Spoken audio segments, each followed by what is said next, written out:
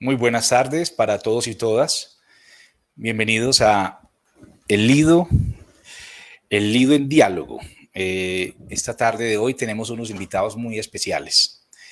Vamos a trabajar, vamos a conversar con la Barca de los Locos, con la maestra Lucía Agudelo Montoya y con Juan Diego Zuluaga de la Rueda Flotante. Vamos entonces primero a agradecerle a todas las personas que se conectan en vivo y a todas aquellas que nos están viendo después en la página de Facebook del Teatro Lido. Agradezco mucho los comentarios. He visto y he sentido que esto se ha convertido de alguna manera en un espacio de diálogo y conversación en primera instancia del sector, del ecosistema teatral y con unos nuevos públicos. Un saludo muy especial también a mis estudiantes de la maestría, del pregrado en la Facultad de Artes, que también han hecho sus comentarios. Muchas gracias. El Teatro Lido, en alianza pues con otras entidades, está primero que todo con FENALCO Antioquia, es el patrocinador y gracias a su apoyo se realiza este programa, y a la red Catul. Ustedes saben que dentro de esta red Catul se encuentra el Teatro Lido en la Comuna 10, en el centro, es el único lugar que hace parte de esta red. La red Catul es la red de casas de la cultura, teatros, UVAs, laboratorios de producción sonora que son adscritos a la Secretaría de Cultura Ciudadana. Ana María Arias y Jorge Tobón, de nuevo, muchas gracias, allá en el Teatro del Aire Libre, al Aire Libre de Pedregal, y efectivamente, de nuevo, reitero a la red de teatro independiente y a sus líderes por aceptar esta invitación y participar de esta propuesta. Les recuerdo participar y mirar las bases del concurso de monólogos, el gesto virtual, que está abierta desde el martes 7 y va a estar hasta el lunes 20 de julio. Todas las bases del concurso, recuerden mirarlas en la página de Facebook del Teatro Lido, y efectivamente la final la podemos presenciar en vivo el viernes 24 de julio a través del Facebook del Teatro Lido.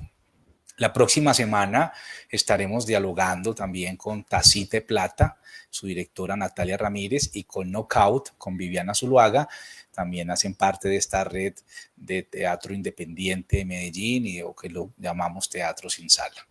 Los invito también a que miremos las presentaciones, las conversaciones anteriores que hemos tenido con Teatro, Fémina Ancestral la semana pasada, y así estuvimos hablando con el Pequeño Teatro, con el Ateneo Porfirio Barba Jacob, con la Casa del Teatro, con el Matacandelas, y vamos creciendo, no solamente en audiencia, sino que vamos creciendo también en ese diálogo, abriéndonos a diferentes posibilidades, diferentes lenguajes del arte y diferentes posibilidades de hacer teatro. Yo soy Germán Benjumea, soy docente, investigador de arte y cultura, coordinador de la maestría en gestión cultural de la Facultad de Artes de la Universidad de Antioquia. Entonces, me permito presentar en este momento con mucho orgullo a la Barca de los Locos. Y quiero empezar esta presentación citando algo.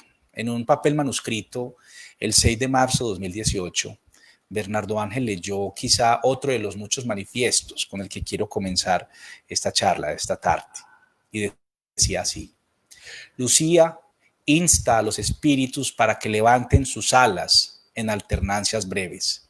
Con el teatro nos hemos pasado la vida atizando infiernos. Ahora nos toca traspasar umbrales, sentir el silencio eterno.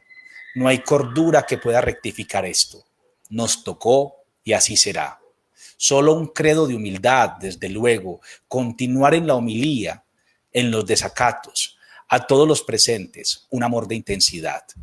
Como transeúnte un jueves cualquiera, hasta ahí era la cita del maestro Bernardo, me detuve en el Parque Bolívar hace ya muchos años y vi la Barca de los Locos, así entre comillas, la Barca de los Locos.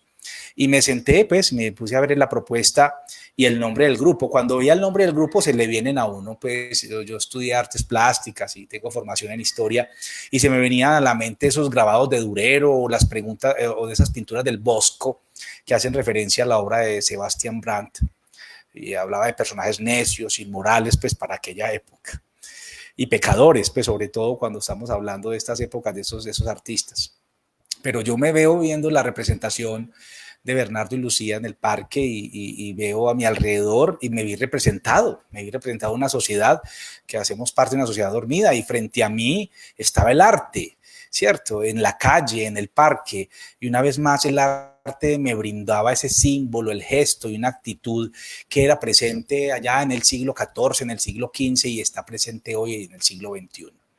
A este espacio de los jueves, Bernardo le dio el nombre del Jueves del Teatro y definitivamente cualquier persona, cualquier investigador que quiera mirar cómo es el desarrollo del teatro en Medellín, tiene que comenzar mirando esa experiencia de Bernardo y de Lucía y ahora con Carlos en los últimos años, que en medio de esas campanadas de la catedral, en medio de la algarabía del vendedor, del grito, del ruido, del olor de ciudad profunda, en el centro de la ciudad está y podemos participar de la Barca de los Locos.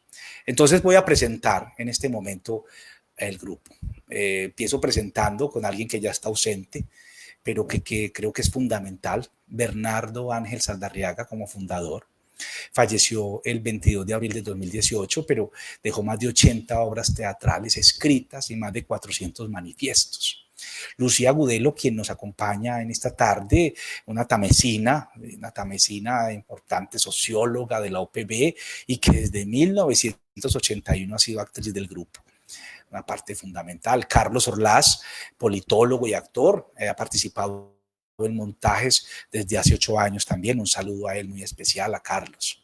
Ellos han tenido presentaciones no solamente en el parque, es decir, ellos se presentan en el parque, pero también son invitados a espacios cerrados, es decir, los reconocemos por ese ejercicio, pero digamos, se han presentado en diferentes regiones y no tienen reparo en ir a las regiones, por ejemplo, en diferentes municipios de Antioquia, en colegios, en el eje cafetero, en Pácora, en Boyacá, en Bogotá, incluso cuando leía por ahí algo, hasta en la casa de un alcalde se han presentado.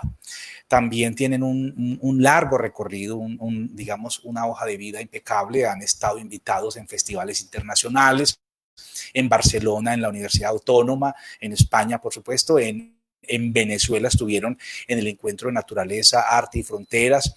Y quiero pues decirte, podemos hablar muchísimo de la Barca de los Locos. Entonces, los invito a continuación a que miremos un video para que vamos entrando en tema y adelante con el video, por favor.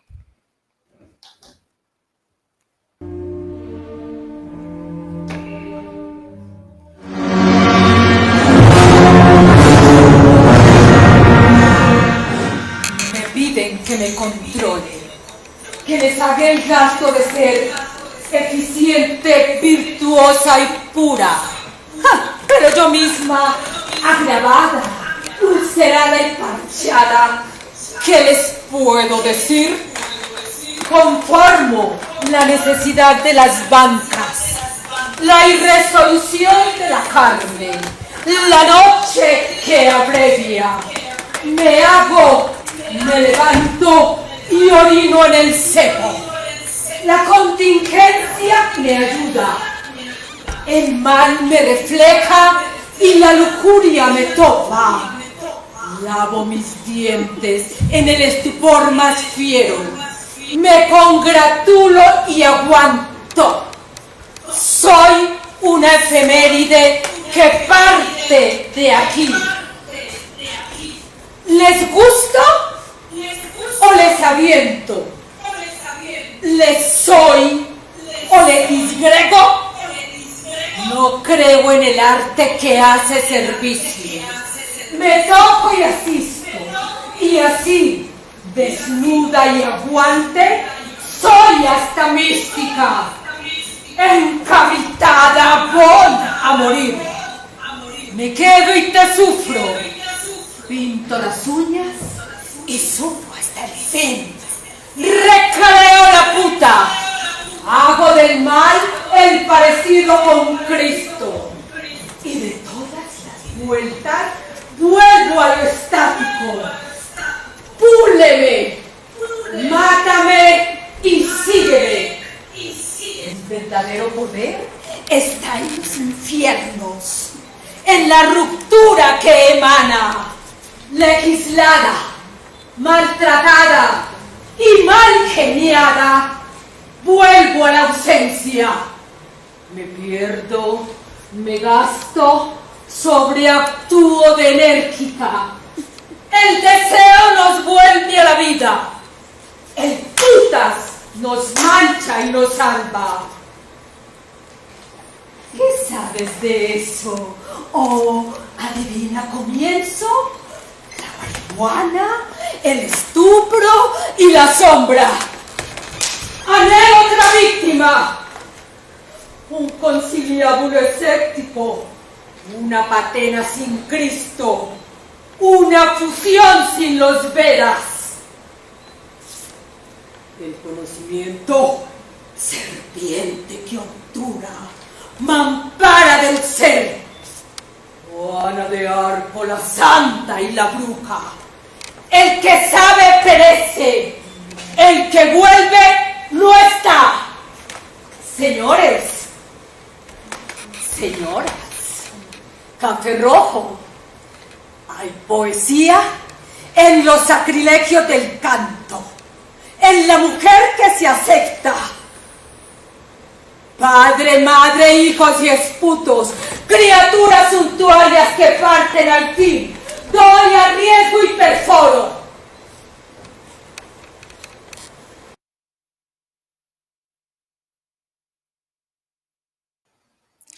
Bueno, ahí vimos un fragmento de la obra con la maestra y con Carlos. Ahora voy a presentar a La Rueda Flotante. Voy a empezar presentando a su director, Juan Diego Zuluaga. Juan Diego Zuluaga es un gestor cultural, es docente, investigador de universidades, también un investigador también de la vida, de la calle, de la ciudad. Es consejero departamental de cultura, representa a las personas en situación de discapacidad en el consejo. También puedo decir que el maestro Juan Diego es un agente naranja, porque es como un emprendedor y también es un formador de emprendedores en este momento, en las regiones de Antioquia. En este momento acompaña a interactuar en la subregión de Urabá. Él, por lo que veo y pude ver, investigar, ha trabajado en muchas partes, se mueve muy bien en redes, la verdad lo conoce todo el mundo. Hablo de todo el mundo teatral porque de su experiencia opina y demuestra lo importante de eso que ellos llaman experiencias sensibles de arte y lenguaje. Bueno, la Rueda Flotante está constituida hace 8 años como una corporación cultural. Ellos se conforman como corporación porque quieren hacer gestión de procesos diferentes, procesos artísticos, en especial con comunidad sorda y ciega.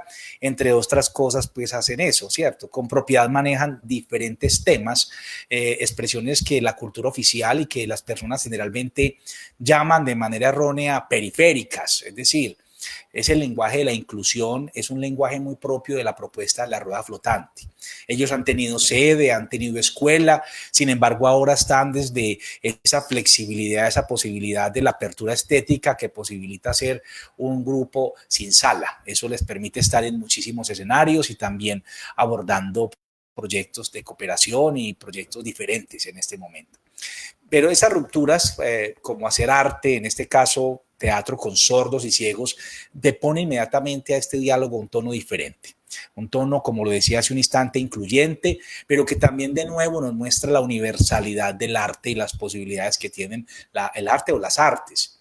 En esta ciudad tiene trabajo, pues en Medellín también puede apreciarse que tiene un trabajo alterno en el municipio de Itagüí. Quiero citar de manera específica lo que leí en su brochure, que me parece muy bello.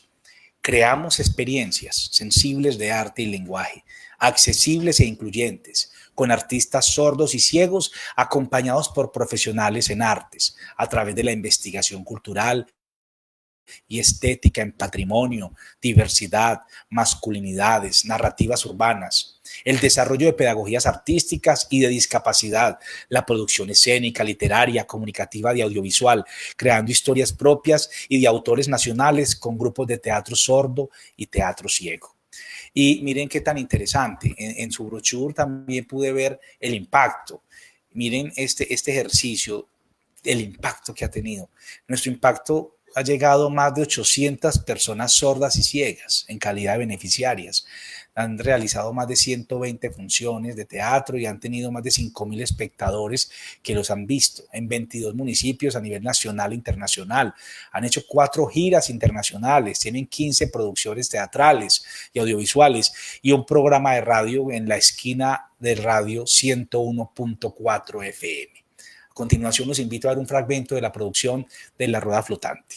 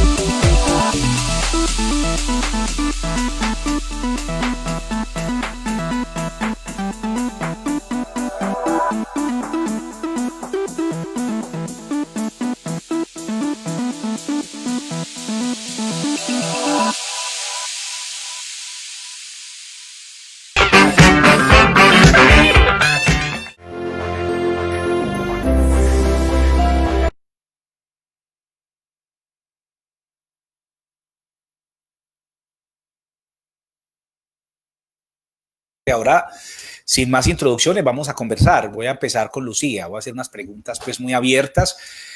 Ustedes responden lo que quieran. Para mí esta pregunta es obligatoria. Hablar de la trayectoria de la Barca Los Locos es hablar también de Bernardo Ángel, quien murió pues en el 2018, autor, director, actor de teatro. Hizo de la calle, del parque y de los espacios abiertos y no convencionales los espacios privilegiados. Para nosotros el Parque Bolívar era su sede y fue el escenario más reconocido. Entonces, Lucía, te invito que recordemos un poco a Bernardo para contarle a estas nuevas generaciones de la importancia de él, pero también hablemos de la Barca Los Locos y cómo ha ido el desarrollo, cómo fue ese desarrollo, esa creación, esa génesis, ese desarrollo, ese proceso con los jueves del teatro en la ciudad. Bienvenida, Lucía, y cuéntanos. Bueno, hablar de Bernardo Ángel Saldarriaga es recorrer la historia del teatro en Colombia, porque a través de su vida uno puede mirar diferentes momentos por lo que atravesó la historia del teatro.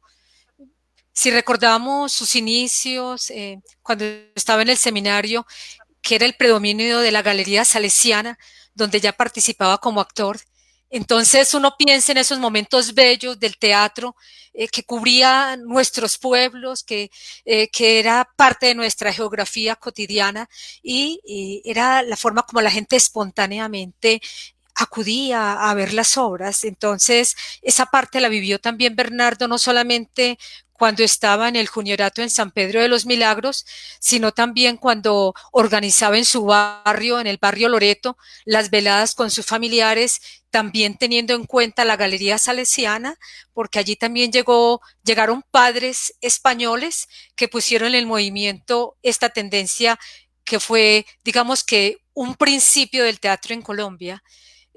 Luego encontramos a Bernardo, quien descubre en el cine que su pasión mayor es la actuación y que por lo tanto debe romper con esas estructuras religiosas que en ese momento estaba viviendo.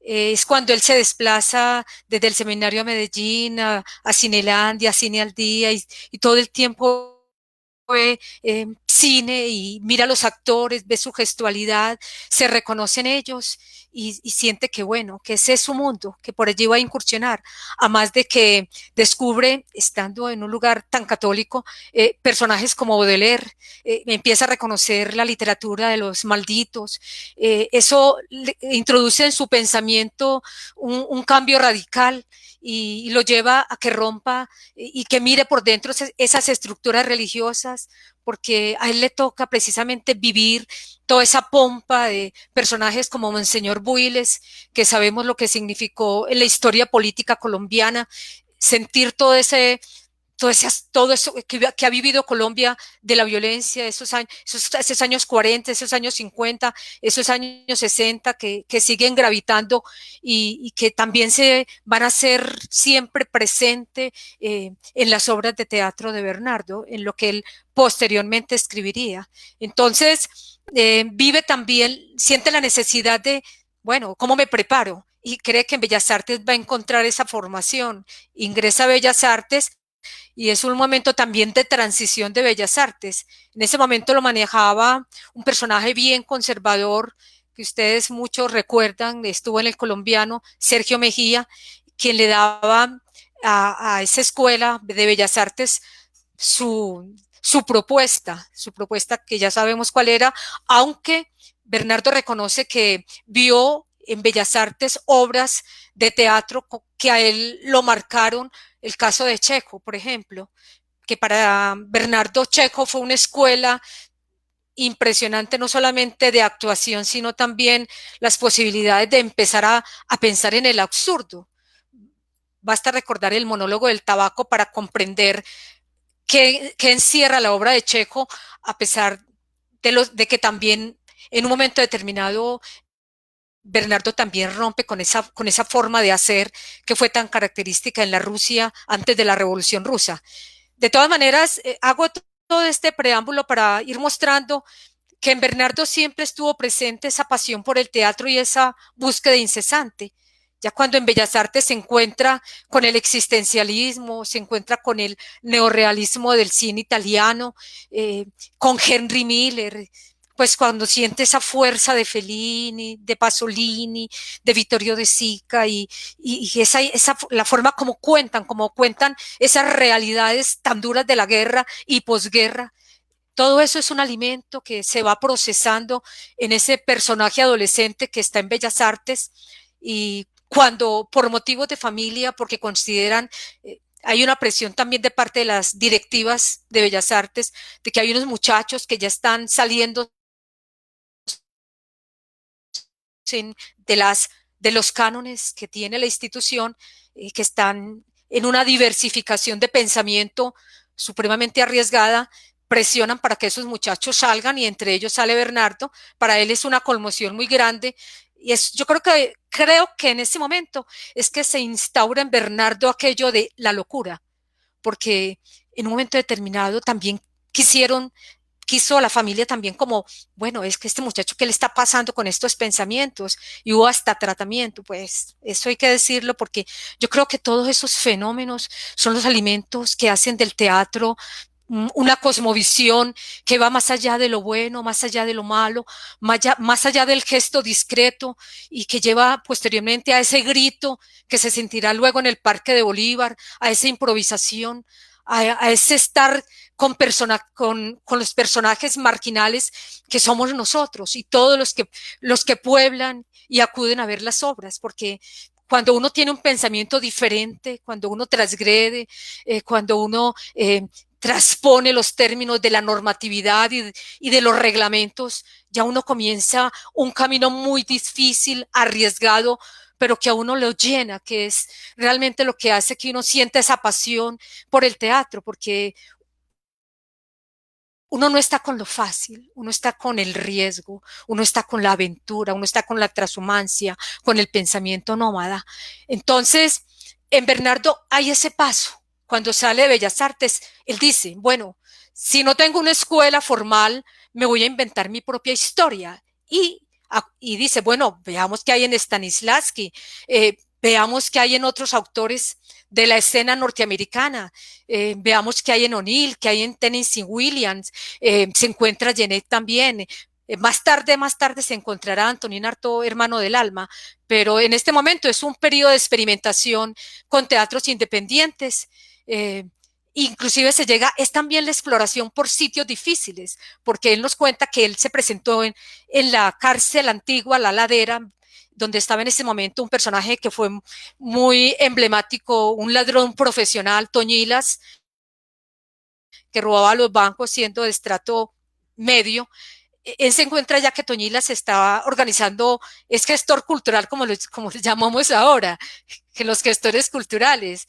En ese tiempo era un apasionado también de búsqueda de libros y lleva a Bernardo, que tiene un grupo independiente, y presentan una obra.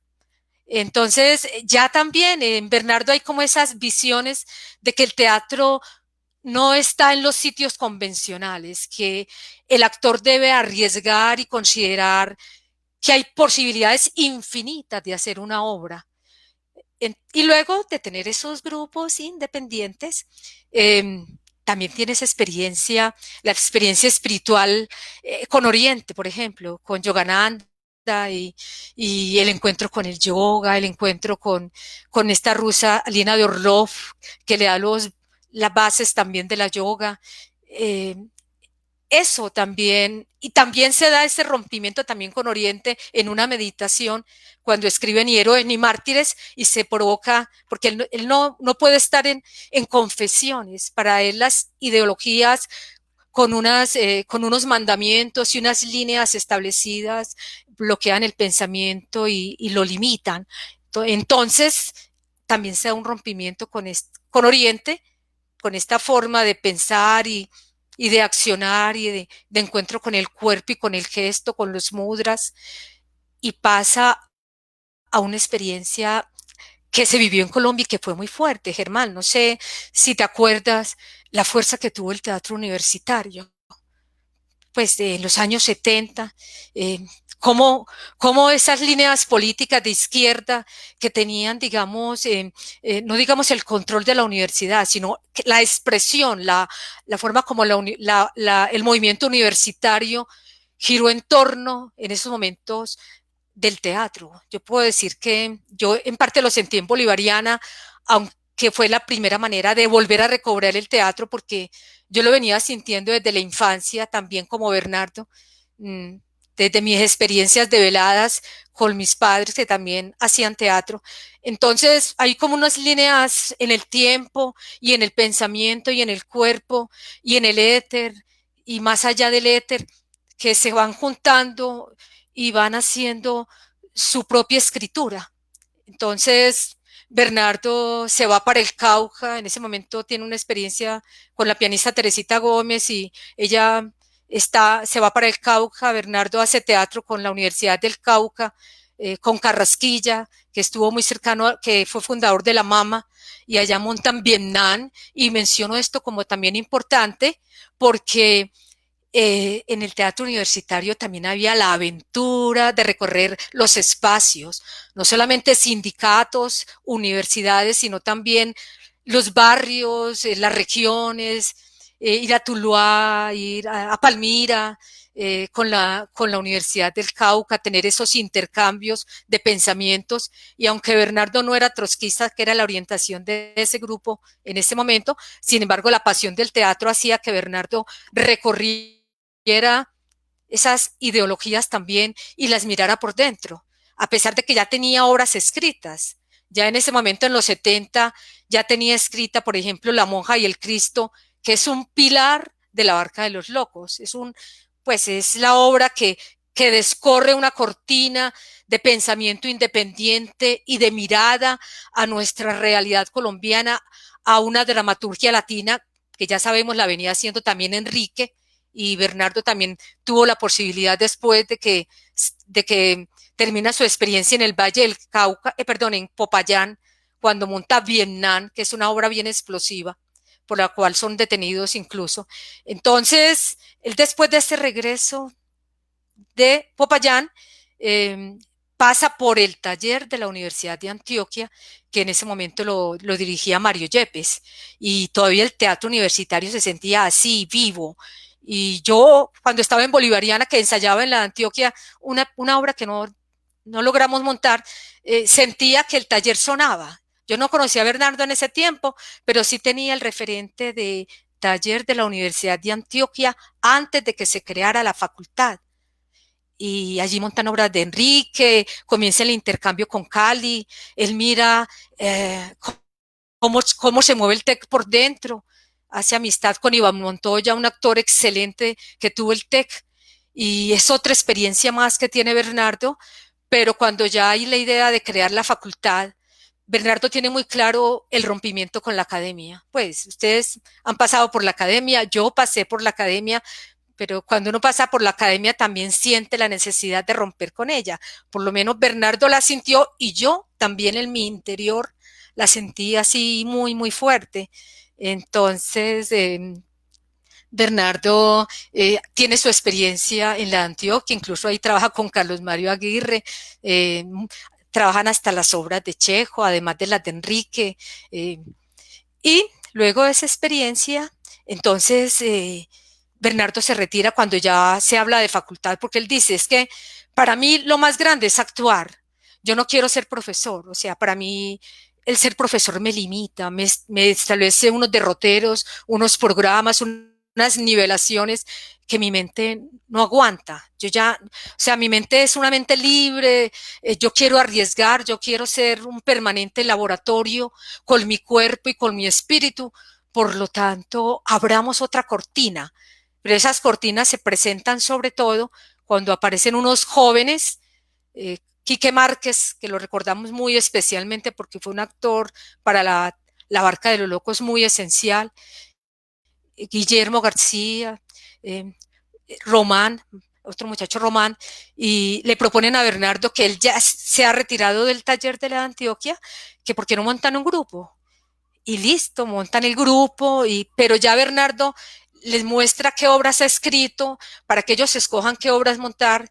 Y cuando lee La monja y el Cristo, ellos dicen, no, ¿qué es esta maravilla? Esto es lo que queremos hacer. Pues nuestra sensibilidad se sitúa ahí con esa obra. Y desde que la obra arranca, La Barca de los Locos ya marca diferencia, porque ya establece una manera muy propia, no solamente de agitar unos textos, o sea, no son es la dramaturgia de Bernardo la que lleva a que los actores nos deslindemos de las formas tradicionales de actuación, de dicción, de gestualidad, de imaginario, a más de que es un cuestionamiento drástico, ahí no hay tintas medias, se miran los sistemas por dentro. Incluso me parece muy bella muy bello lo que me contó Bernardo de cómo arranca la monja, los coros de la monja que dicen así, poseemos muchas cosas, ninguna en especial, cuando nos vemos como figuras recortadas en un mundo que sí es el nuestro. Nos duele cuando ellos nos tiran. Pertenecen al barro que los sustenta. Todo hombre, por mísero que sea, está en la posibilidad de ser. Somos los hombres que con su hálito de vida soplan sobre la llaga del mundo. Muchos de ellos son perseguidos. Su mensaje se ha cubierto de sangre. Todo es lucha, dolor, duda y plenitud. Todo lo envuelve. Los sonidos proceden de ella y a ella vuelven. La lucha se ve a sí misma en el rostro de cada hombre. Estos textos, estos coros, los escribió Bernardo cuando supo que habían matado a Martin Luther King. Entonces a mí no se me olvida eso. Yo siempre que digo esos coros, pienso en esas luchas eternas de los hombres contra los sistemas, contra el racismo, contra esas ideologías políticas que quieren determinarlo todo, que todo lo quieren cosificar, que nos quieren exterminar el pensamiento libre. Entonces, esos textos parten de ahí. Y hay también una referencia muy curiosa del Gallinero, que es otra de las obras que muestran cómo funciona el Estado por dentro. Es hace parte de ese desenmascaramiento de las formas de poder ya de una manera muy detallada. Y hay un personaje que se llama I. Malcolm, entonces siempre pienso en Malcolm X, pues cómo le vino a Bernardo ese Malcolm que es una figura universal.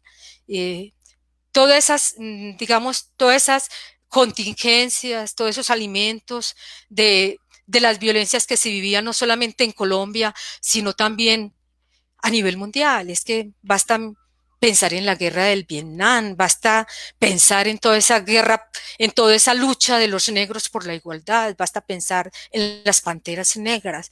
O sea, todo eso les llega a uno por los poros, y lo van incendiando, porque es que el teatro es fuego, el teatro es pasión. Si uno no tiene pasión, no puede comprender en qué medio vive, cuáles son los limitantes que hay que romper, porque se trata de eso, de romper, de transponer pensamientos, de incursionar, de no dejar ningún espacio quieto, de que siempre estemos en proceso de creación, que los actores seamos un laboratorio vivo. Eso es ante todo, que nunca una obra está hecha, siempre una obra es susceptible de estarla trastornando, porque somos seres trastornantes y somos la voz de los tiempos. La locura es eso, la locura es la voz de los tiempos. No le tengamos miedo a romper con esas cánones de la razón. Liberemos nuestro inconsciente, corramos todos los riesgos, nos vamos a morir. Entonces, si este cuerpo es finito, arriesguemos con él. Germán. Bueno, de todas maneras, esta es la experiencia de la Barca de los Locos, con tantas obras, pero es que nos falta llegar al parque. Es que son 37 años que a uno le cuesta mucho trabajo. Pues en el caso mío son 37. En el caso de Bernardo fue toda su vida, porque ya lo decía en una entrevista, para él actuar era respirar. Por eso, cuando él se murió, no había dejado nunca ni de escribir ni de actuar. Siempre estaba ahí en la línea, pensando que es algo que, o sea, nosotros somos seres finitos, pero hay algo de nosotros que permanece. Entonces, eso que permanece, guardémoslo, pongámoslo en ejecución, transformémoslo. Claro, Lucía. No, es que definitivamente escucharte es todo un placer. Tocaste unos temas que son muy importantes. En este momento nos acompañan, veo en el chat, personas de las nuevas generaciones de actores. Un saludo muy especial a todos, también otras personas del gremio. Pues el problema de las listas es que siempre queda faltando gente, pero Carlos Torlas está, Alonso, un saludo, Jacqueline, a todos, a Viviana, a Ana María Giraldo, a Juan Pablo Ricaurte, a todos los que están ahí, muchas gracias. Pero también hay algo muy interesante que ha surgido en estos diálogos, y es el reconocimiento a estos maestros. Hemos hablado efectivamente hoy estamos hablando de Bernardo, hablamos de Rodrigo Saldarriaga, hablamos de Gilberto Martínez, unas personas que produjeron hasta el último momento de su vida, dejaron un legado muy importante, y esto ha servido también para recordarlos y saber que su memoria está con nosotros, y han sido grandes maestros. Gracias, Lucía. Sí, quedó faltando el pedacito del parque, pero quiero que vamos a escuchar un momentico también a Juan Diego, y a Juan Diego le tengo otra pregunta que es obligada. Juan Diego, esta pregunta me imagino que te la han hecho muchas veces, pero yo quiero escuchar qué vas a decir alrededor de esto. Tú no eres una persona en situación de discapacidad, ¿cierto? Sin embargo, yo veo esa lucha y ese empeño por trabajar por esta comunidad. Es decir, ¿por qué? ¿Cómo llegaste a construir esta propuesta? ¿Cómo te has formado, por ejemplo, para trabajar con esta comunidad? También es importante en este momento hablar un poco de quiénes te acompañan, cómo es la reacción de la gente, cuáles son las instituciones que han creído en esta propuesta, cuál es la trayectoria. El problema de estas preguntas abiertas es que las respuestas son largas y no hay problema. Puedes contarnos todo eso. Gracias, Juan Diego. Bueno, muchas gracias por la invitación a El Lido, también como toda la gestión que hace Viviana Zuluaga desde el Consejo de Cultura y la representación de los de Teatro Sin Sala, que como ya se han explicado y como han conversado en estas conversaciones, viene con una trascendencia desde hace muchos años en la ciudad, con grandes grupos como La Barca de los Locos, como Tacita de Plata, como el maestro Henry Díaz, etcétera. Entonces creo que estos espacios que genera El Lido en buena hora ponerlos en la ciudad. Y bueno, un saludo como a la gente, a los amigos del teatro que están ahí conectados también, y un saludo especial a Lucía. Yo estoy aquí en un placer de escucharla porque es maravilloso, porque no solamente la historia del teatro, sino es hablar del teatro, ¿cierto? Y hablar de la vida en el teatro. Entonces es como una clase. Yo estaba acá como que no la corten, que siga hablando, porque me interesa mucho escucharla, porque hace parte de la formación y de por qué la Rueda Flotante tiene, pues por qué creamos este grupo.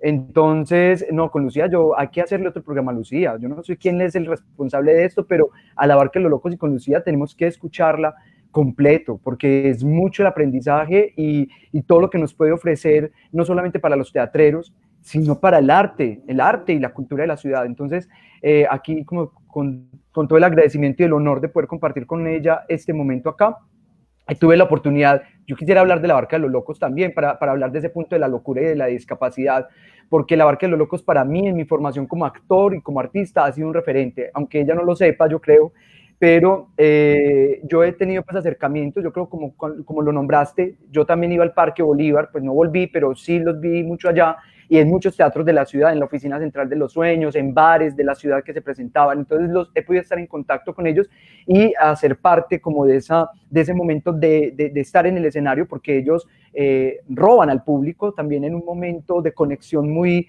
del ritual que se crea, roban al público. Entonces en esos momentos también he podido estar en la escena con ellos, y bueno, y ahí hice un trabajo de maestría en estética, donde un capítulo del trabajo de maestría en la estética es sobre la Barca de los Locos, que en algún momento, Lucía, después de esta conversación, me interesa mucho seguir conversando, porque creo que hay unos elementos muy importantes para los artistas. Y desde lo que nombrabas, desde ese otro lugar del pensamiento, trastornar los cuerpos, trastornar el lenguaje, para poder vivir de una manera más armoniosa, de hacer un orden del caos. Entonces yo creo que ese es como el referente, un poco el acercamiento que yo he tenido a la Barca de los Locos desde la investigación. Creo que hay mucha tela por cortar, hay mucho por hablar. Hoy me llevo mucha información también de todo lo que nos has compartido, de esa historia de Bernardo, del maestro Bernardo, y de ese encuentro con él que has tenido. Entonces yo creo que ahí la Barca de los Locos ha sido un lugar para pensar la locura y para pensar el desorden del sentido y el lenguaje. Con la Rueda Flotante, pues yo empecé con la maestría en estética hace ya 5 años, encontrar un punto de poder nombrar esto, que ven esta mancha, este gesto, poder encontrar la relación entre el arte y el lenguaje, para poder hablar de ese desorden que nos contaba Lucía, que ha planteado la Barca de los Locos desde la palabra, desde la escritura, pero la escritura que es pensamiento, y que es un pensamiento que se pone en el teatro y que se vuelve un grito con el cuerpo, y que ese cuerpo pues es una manifestación política del ser humano. Entonces esa es la Rueda Flotante. Yo, ¿por qué llego a la discapacidad? Porque encontré ese lugar del lenguaje, desde donde hablar de un lugar diferente del cuerpo y del lenguaje a través del arte. Entonces las personas sordas y ciegas, en el encuentro con ellas, pues me ha posibilitado abrirme a un desorden de los sentidos y saber que puedo pensar en el idioma de las lenguas de señas. Entonces, que es un idioma totalmente vulnerado, que va en contra del logocentrismo, en contra de lo heteronormativo. Las lenguas de señas fueron prohibidas en el mundo. Colombia la ratificó en el año del 96, o sea, es decir, llevamos casi 20 y punta de años teniendo una lengua de señas oficial. Y 26 años atrás, pues ha sido una lengua totalmente prohibida en el mundo. Entonces es una violencia al pensamiento. Recordemos que el lenguaje es la casa del ser humano, y como yo hablo, pienso, y como pienso, hablo. Entonces esa relación del lenguaje con el cuerpo, que está muy claro en la puesta en escena y en toda la propuesta de la Barca de los Locos, para mí eso ha sido mi gran tesis de la maestría, y junto con otros dramaturgos de la ciudad, como el maestro Fernando Zapata, con Tacita de Plata, con toda la puesta en escena, con ese teatro también que ha llevado a Tacita de Plata, y básicamente como con la formación que yo he tenido una formación en teatro muy empírica.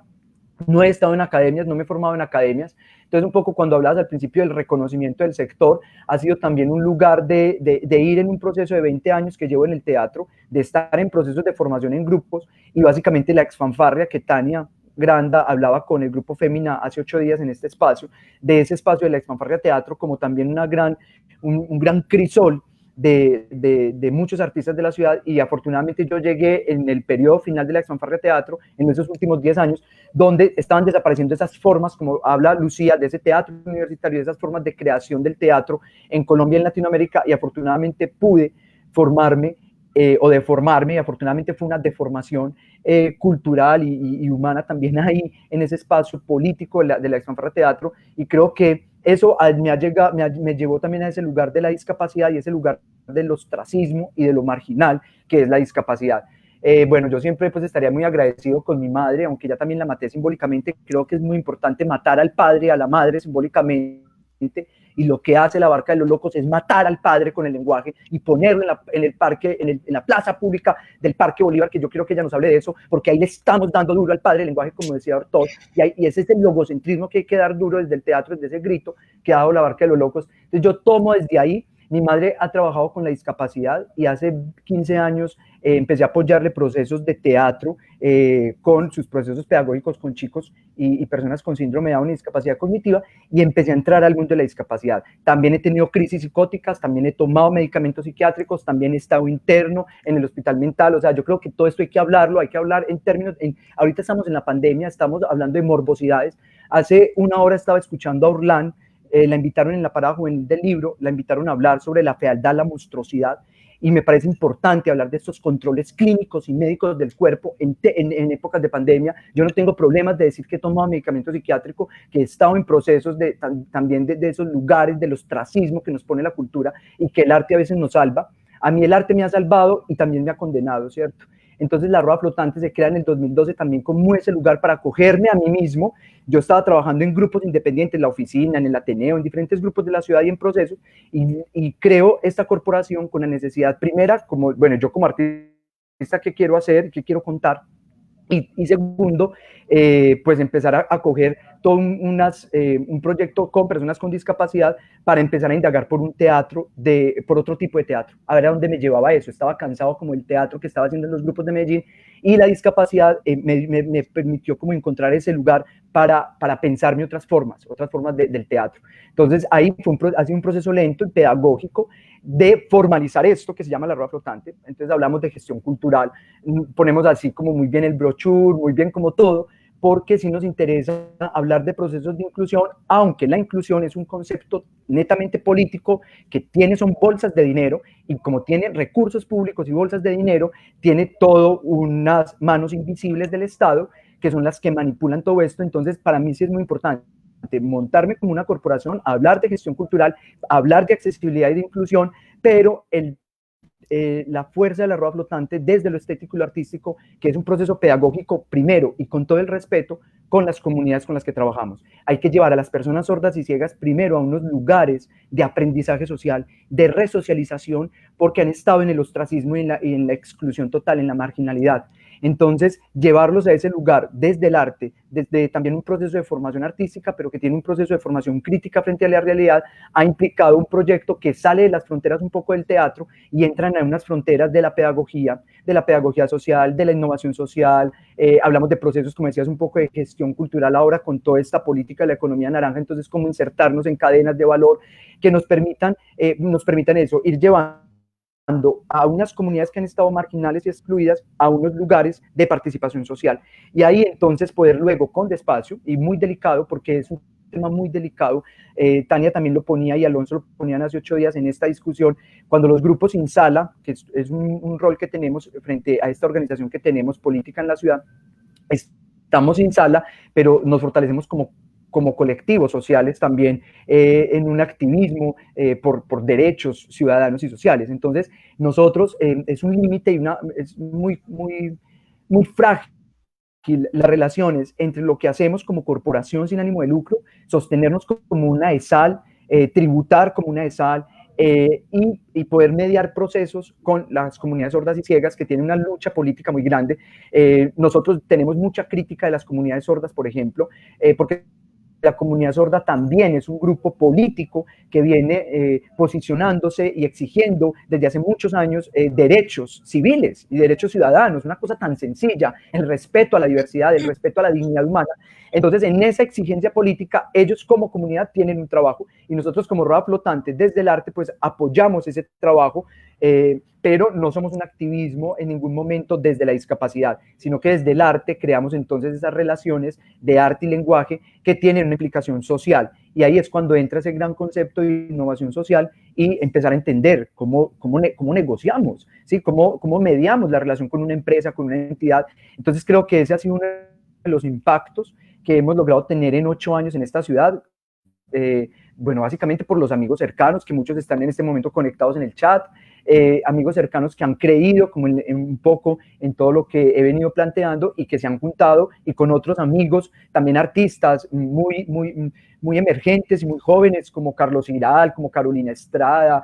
Yo los nombro porque son muy pocos y son muy invisibles, porque son artistas muy jóvenes, de 5 años de experiencia, 10, 20 años de trayectoria. Entonces, creo que hay que estar como también las nuevas generaciones. Tenemos otra forma de entender el teatro, los conceptos. Entonces, cuando escuchamos a Lucía es muy interesante porque ya hemos transformado eso. Cuando ella habla de la gestión cultural de este señor en la cárcel, ¿cierto? Cómo impulsan esa propuesta de Bernardo Ángel, y hoy entenderlo de una gestión cultural. Entonces yo creo que los conceptos han cambiado, pero bueno, para mí ha sido muy importante eso, La Barca de los Locos. Es un honor estar aquí con ellos porque me permite contarle a la ciudadanía también un poco por qué la Rueda Flotante no hace un teatro de discapacidad. No somos una fundación con discapacidad. En algún momento la Presidencia de la República, un programa hace como 5 años de la Presidencia de la República nos llamó y ellos iban a hacer un evento de discapacidad y era un evento muy pipiripipis por allá en el poblado. Entonces querían como al final del foro una presentacioncita de un grupo de teatro con discapacidad.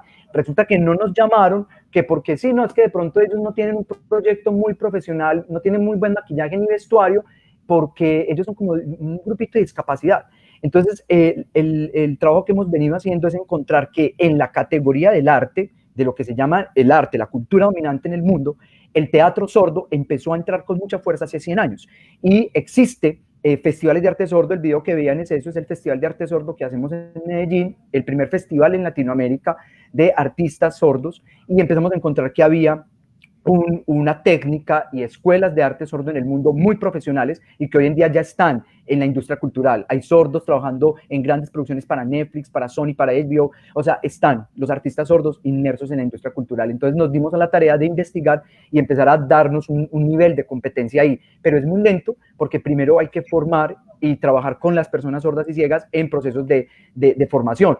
Para terminar y darle, yo quiero que Lucía nos hable más también, porque yo creo que nos va dando más pistas para entendernos a nosotros mismos en toda esa historia del teatro en Medellín.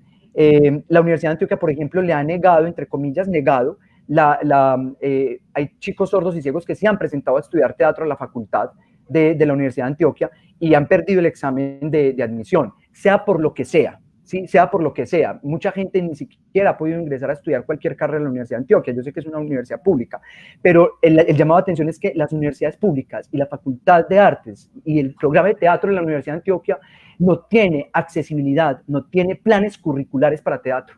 Entonces, esa deficiencia en la accesibilidad para que todo el mundo pueda acceder al arte y a la cultura de esta ciudad es terrible. Entonces yo creo que es terrible porque no existe, así de sencillo. Entonces, y ha sido una tarea muy grande que han creído en nosotros, la misma administración pública en los últimos 3 gobiernos, los funcionarios de turno han creído en nosotros, porque creo que Medellín, gracias a La Barca de los Locos y los grupos y los maestros que han dejado huella en esta ciudad, en el arte y en el teatro, hemos podido tener un pensamiento crítico y hay funcionarios públicos que han estado ahí atentos y hemos logrado tener proyectos de intervención pública y lograr un impacto ciudadano. Hoy, por ejemplo, estamos en la fiesta del libro, en la parada juvenil, mañana tenemos un taller, entonces también ha sido un espacio muy bacano, por ejemplo, los eventos del libro. Entonces creo que el trabajo se hace, pues venimos como trabajando muy activamente desde el respeto a la diversidad y a las luchas políticas de las comunidades con discapacidad, en este caso personas sordas y ciegas, que tienen una lucha política muy fuerte.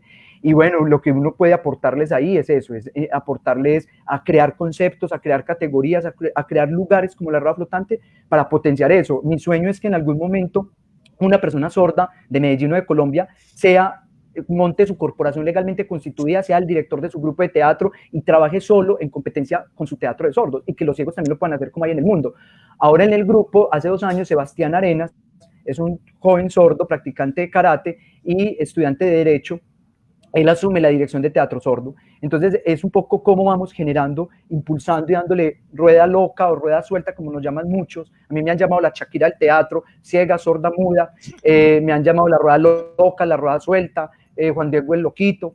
Pero espero que esta rueda flotante pues sirva más como una plataforma, impulso, para que esas personas o las personas sordas y ciegas de la ciudad puedan fortalecerse, y que la Universidad de Antioquia, porque es importante, la academia también pueda abrir planes curriculares para personas sordas y ciegas a carreras como teatro, por ejemplo. Entonces, bueno, la propuesta es abierta a que desordenemos el lenguaje y matemos, como decía Artaud, al padre, que es el lenguaje en el teatro, y yo con eso, nada, que escuchar a la maestra aquí, Lucía, que me interesa mucho poder compartir con ella.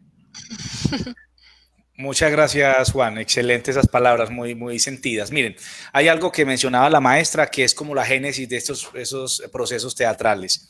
La Facultad de Artes, ya que la mencionaste, está cumpliendo 40 años en este año 2020. Con la ley 80 del 80 se creó esta facultad. Y esta facultad efectivamente no es una cosa para no mirarla como un elemento monolítico, sino que también es una institución que se va transformando de acuerdo a las décadas y trae nuevas generaciones. Y una de las cosas que nos sorprende a nosotros, yo hablo pues desde la academia, es la cantidad de gente que todos los días quiere entrar a formarse profesionalmente. No solamente estás hablando de personas en situación de discapacidad, sino que son muchas las personas, y recojo de manera muy atenta ese llamado que haces porque creo que es sumamente pertinente, Juan. Igualmente tocaste un tema que en el campo de la gestión y el arte es importante. Así como los indígenas no les gustan los indigenistas, es muy probable también que las personas que tengan, digamos, procesos con personas en situación de discapacidad no gusten de proyectos como el tuyo, pero efectivamente el proceso es tan universal y tan grande que ahí cabemos todos. Esa es la gran bondad y la gran ventaja del arte. Mire, vamos entonces a insistir a la maestra Lucía y que nos responda por qué el parque, cómo se siente la escena en medio de la gente, cuál es la reacción que recuerda con mayor especialidad.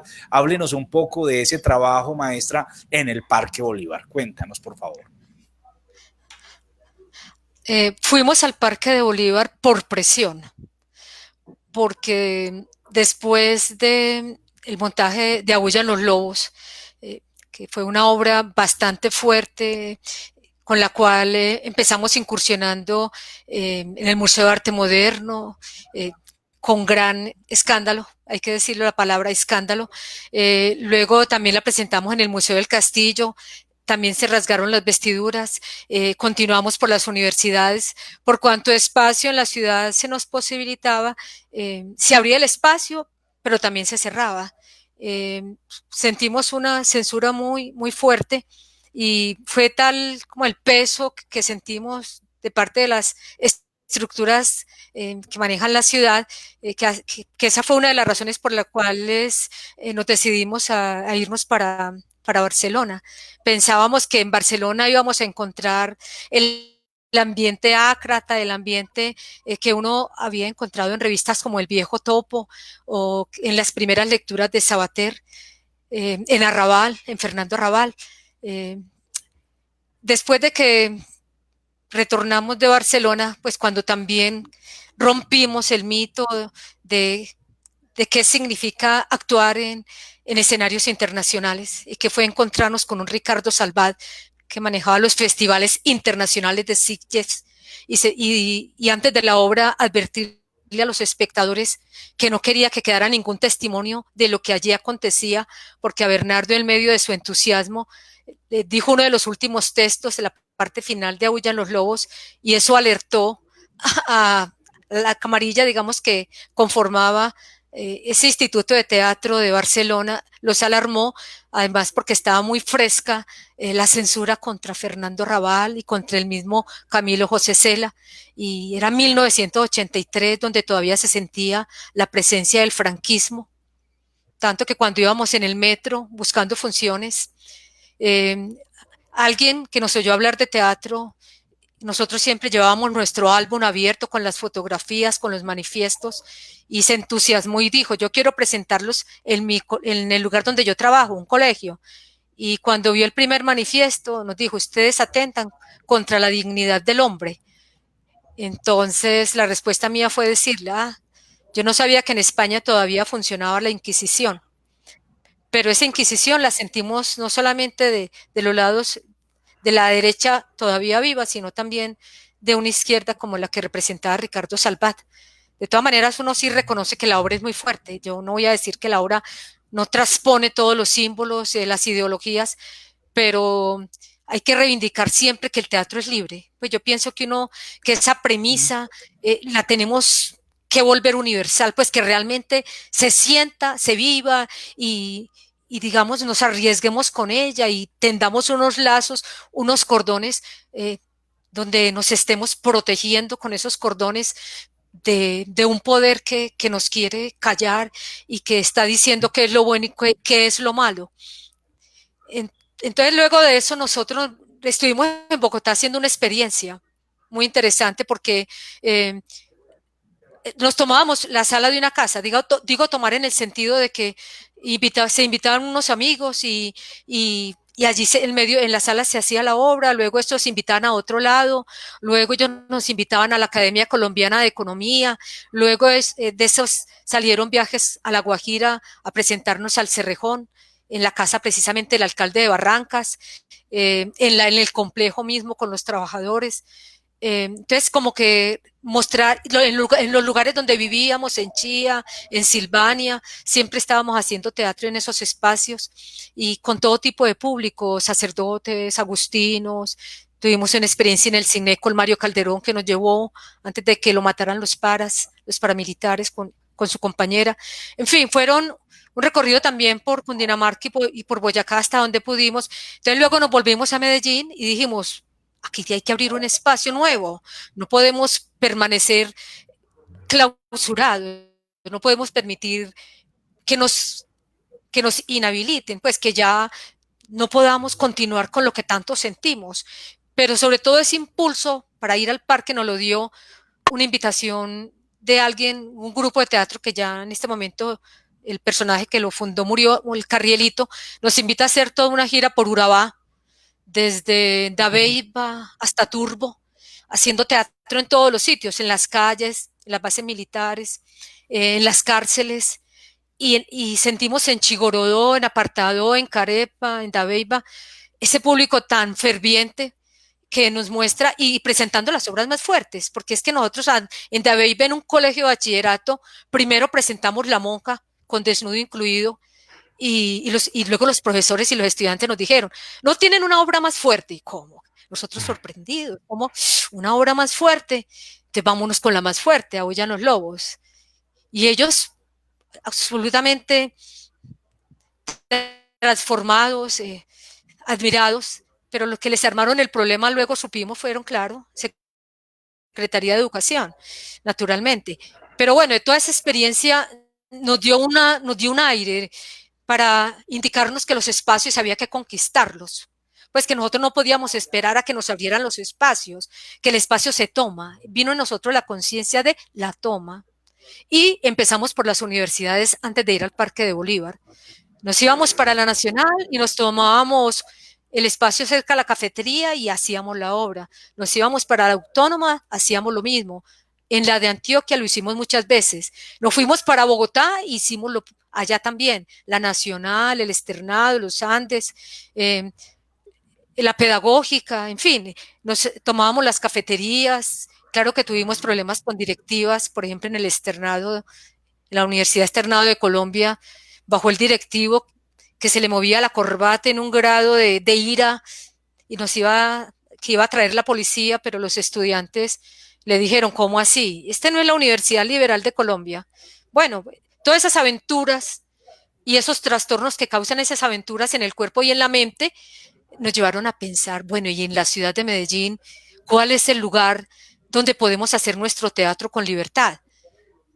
Y como Bernardo fue un eterno caminante, vio el Parque de Bolívar y en ese momento el parque hervía. Es que el parque no es ni la sombra. Ustedes, los jóvenes que nos están escuchando, Germán, el Parque de Bolívar ahora es irreconocible. Al parque llegaban todo tipo de personajes, los celadores de los bancos, los estudiantes de las universidades, estaban los chicos del Xacol, estaban las putas así, la puta callejera, la puta que tenía también casa, en fin, eso, llegaban los sacerdotes también, porque allá llegó mucho cura también a buscarnos, los enemigos, por ejemplo, del cardenal López Trujillo, allá llegaban también, mire, vean lo que yo he investigado sobre él, porque no hacen una obra que recoja toda esta denuncia que yo he podido investigar como cura, que me he sentido también maltratado. Entonces, llegaba gente que nos decía, yo quiero que vayan a tal barrio para que hagan la obra allá. Entonces, el Parque Bolívar se convierte en un abrir la cortina.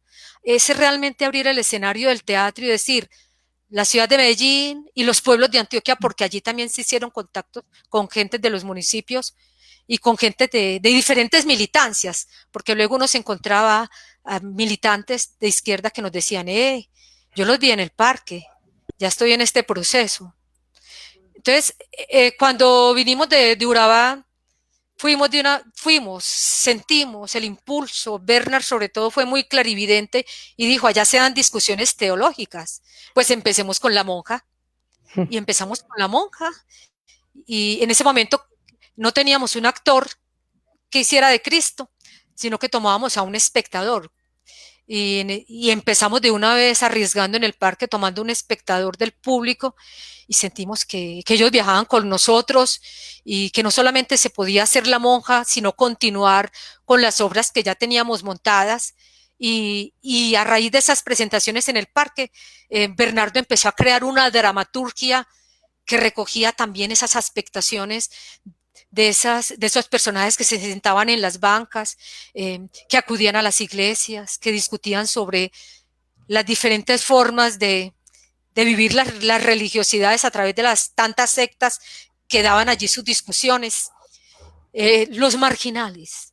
Es que a mí me preguntan mucho por anécdotas del parque, y en un conversatorio que tuvimos con la Barra del Silencio yo conté varias de ellas, pero no conté una que a mí particularmente me impactó demasiado, porque en estos días me encontré con un libro que él nos regaló, un libro de un polaco, del Teatro de la Muerte, y yo me puse a pensar cómo este personaje, dentro de su marginalidad, tiene este tipo de pensamientos, estos interrogantes, cómo es capaz de identificar que nuestro teatro, el teatro de Bernardo Ángel, de Antonin Artaud, de cierta manera de Grotowski, aunque no completamente, de Living Theater, de esos amigos nuestros, de Genet, por ejemplo, esos amigos que uno tiene, porque es que hay una gran hermandad que uno no la ve, pero que está ahí en secreto, es una logia que no se manifiesta con palabras, pero se manifiesta en personajes como Juan Diego, por ejemplo, que me encanta tenerlo acá, tenerte de frente,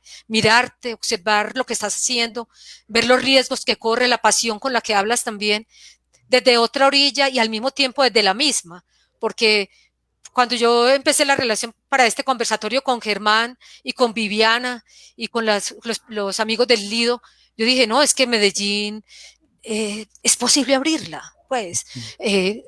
Lo que hemos hecho en la Barca de los Locos y otros grupos, porque no somos los únicos, esto se está viendo, pues estamos con un pensamiento más abierto, y de eso se trata, cómo quitar esa clausura que nos quieren dar, y más en estos tiempos de pandemia, donde estamos viviendo la clausura total. Entonces, con esas herramientas que tenemos de teatro, cómo salirle al paso a esto a esto tan grave que nunca nos imaginamos, aunque ya Antonin Artaud lo había hablado de ello en el Teatro y su doble, cuando habla de la peste, o el mismo Camus, cuando tienen su obra de teatro desarrollada en torno a estas mismas circunstancias que nos llevan a elaborar pensamientos que luego irán a explotar en el teatro, porque es que uno produce explosiones y no hay que tenerle miedo a la explosión que sale de adentro. Démosle cabida a esa explosión para que tengamos una creatividad permanente, para que no nos quedemos paralizados. Entonces, el parque ha sido eso, un motor. un fuego devorador, porque es devorador. Sobre todo cuando uno encuentra que la oficialidad, cuando ya digamos, uno sintió que la prensa nos acompañó mucho, tengo que decir eso también. John Saldarriaga fue un personaje que yo siempre lo tendré en mi pensamiento como un ser que estuvo con nosotros en los momentos más difíciles, un Germán Jiménez también, tanta gente, el Gaviero, es que, pues hacer la lista, la gente que ha estudiado la obra de la Barca de los Locos, los que la siguen todavía mirando esos textos, los compañeros que nos han acompañado haciendo teatro, en este momento Carlos Orlas, Gustavo Montoya, que hace poco nos acompañó también en el parque, la chica de Féminas Ancestral, sí, Dianita, es otra niña, Diana Marín, son personajes que dicen, yo amo el teatro y quiero estar en el Parque de Bolívar y quiero acompañarlos en estos momentos en que el parque está viviendo una soledad muy grande por las políticas que se han trazado en torno a la diagramación del espacio público, porque cuando nosotros fuimos al Parque de Bolívar, era un parque donde llegaban llegaban payasos, llegaban músicos de todas partes no solamente de Colombia, sino de América Latina, y todos los barrios, toda la gente de los barrios se lanzaba al Parque de Bolívar, los universitarios iban al parque, y ya luego ahora, con esta diagramación de la ciudad, uno encuentra que cuando ya volvimos, cuando nos sacaron del Parque de Bolívar en el 2006 por una de las políticas de esa diagramación, exactamente Fajardo, no me da temor decirlo, porque sentimos como una persona tan joven no reconocía que la Barca de los Locos estaba allí desde 1984 y que él apenas llegaba a la alcaldía y que el arte hay que respetarlo, pues que uno no puede pasar por encima de lo que se está haciendo con la gente, con la sensibilidad, porque es que no atacan las personas, no era con la Barca de los Locos, no era con Bernardo, no era con Lucía, no era con su dramaturgia, sino que era con una sensibilidad poética, y la poesía no puede entrar a ser reglamentada, y a nosotros nos decían que si no pedíamos permiso no tendríamos acceso al parque. Nosotros dijimos, no, pedimos permiso, porque nosotros hemos estado acá, tenemos por derecho propio, y es que el espacio es de quién, pues, de quién, quienes se toman, quienes dicen que esta parcela es mía y esta es otra, pues es volver al arte como una empresa, que tenga reglamentos, que tenga funcionarios, y que los funcionarios del Estado vengan a situarse por encima de quienes realmente estamos haciendo. Entonces, para nosotros fue muy fuerte esa remesón con la política municipal. Ya luego volvimos al parque después de que Fajardo terminó su mandato, nos encontramos a Alonso, y Alonso no intervino, y los que han continuado tampoco nos han vuelto como a acosar, porque eso es un acoso. Ahora se habla de acoso sexual, pero hay otros acosos que duelen más, pues. Bueno, el acoso sexual es muy bravo, pues nadie va a discutirlo, pero todo acoso, toda violencia que se ejerce sobre quienes estamos haciendo, eso hay que denunciarlo, eso no se puede quedar callado, uno no se puede guardar en el anaquel de los recuerdos la historia personal, porque no es una historia personal, es una historia que trasciende, que hace parte de la historia del teatro. Y cuando tenemos la posibilidad de hablar, Germán, te agradezco mucho que nos hayas dado a Viviana, agradezco mucho al Lido, a todos quienes están en este momento haciendo posible esta transmisión, porque si la ciudad permite esto, uno respira. Yo no hablo de esperanzas porque esa palabra es muy comprometedora. Yo hablo de que hay procesos de respiración que en uno se dificultan, y hay momentos en que uno como que dice, bueno, ya mi garganta se puede ir abriendo porque me están permitiendo hablar. Si yo puedo hablar, bienvenidos, bien. Los quiero mucho a ustedes porque toda persona que realiza una interlocución como la que estamos haciendo, son para mí los personajes más queridos. O sea, yo para ellos, para ustedes, yo los miro ahora y dejo de mirar la cámara porque los quiero mirar.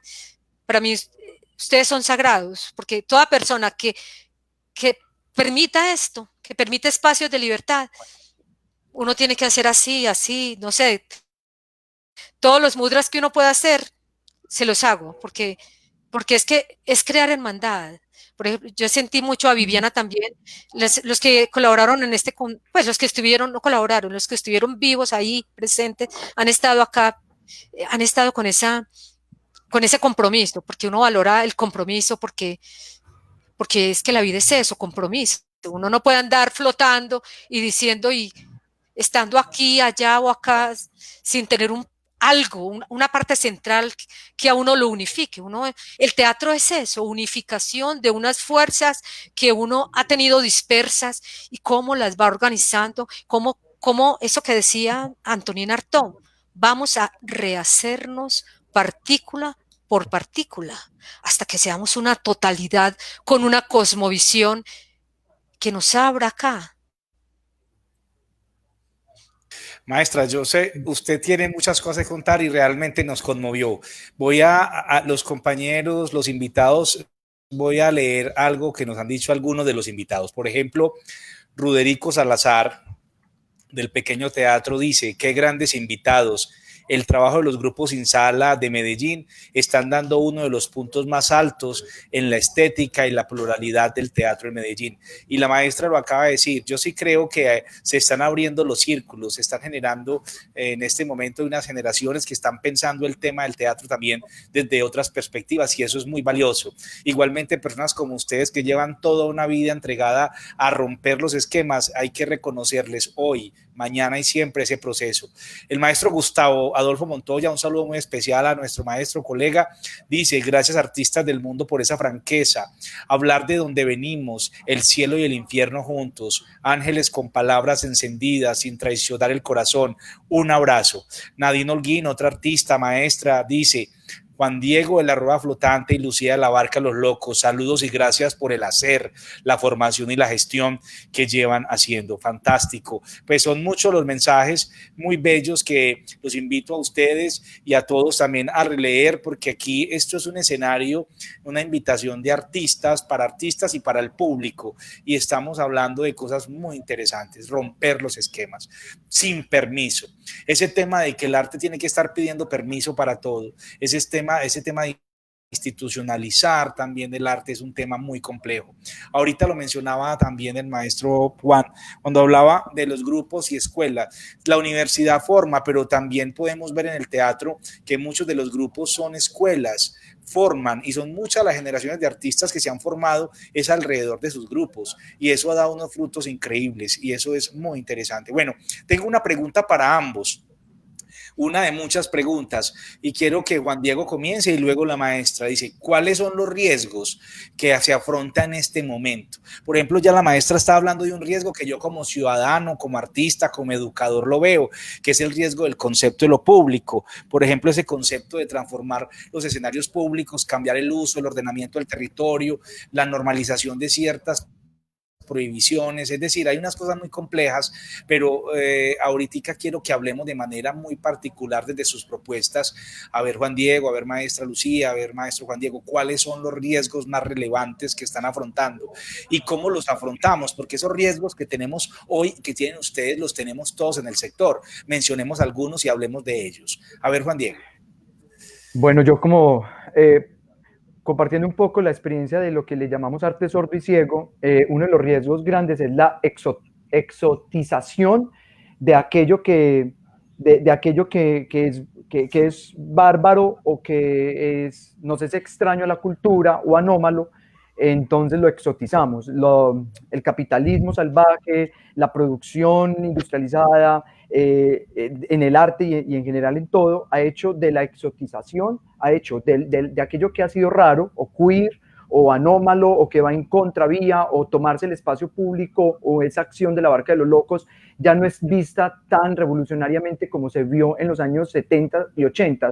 Ya hoy en día esa toma de ese espacio público, que sigue siendo totalmente una anarquía también una anarquía y una toma, como lo planteaba Lucía, hoy en día todo eso se banaliza y lo banalizan los mismos sistemas, las mismas ideologías, las mismas políticas.